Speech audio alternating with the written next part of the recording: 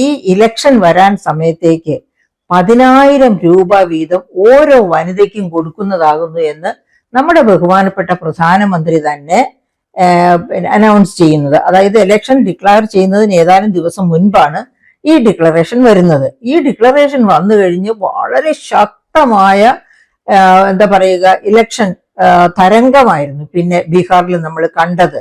വലിയ പരിവാരങ്ങളുമായിട്ടാണ് ഈ election propaganda machinery work, അതായത് ആ political diplomacy, election diplomacy, political diplomacy, അതോടൊപ്പം തന്നെ ഇലക്ഷൻ ഡിപ്ലോമസി.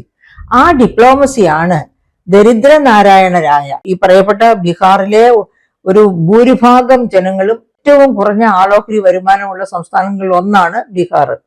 അപ്പൊ അത്തരം ഇതില് അവരെങ്ങനെ കഞ്ഞി വെക്കുന്നു, അവിടെ എങ്ങനെയാ ഉപജീവനം നടത്തുന്നു നമുക്കറിയാം.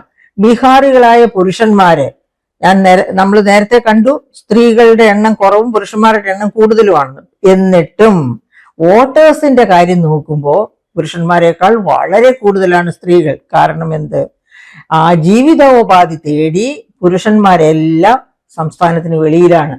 ഇപ്പൊ നമുക്കറിയാം ലക്ഷക്കണക്കിന് ബീഹാറികളാണ് കേരളത്തിൽ തന്നെ വന്ന് ജോലി ചെയ്ത് ജീവനോപാധി തേടി അവരിവിടെ ജീവിക്കുന്നു, അവരുടെ കുടുംബത്തിലേക്ക് പണം അയക്കുന്നു, അങ്ങനെ സംരക്ഷിക്കപ്പെടുന്നത്.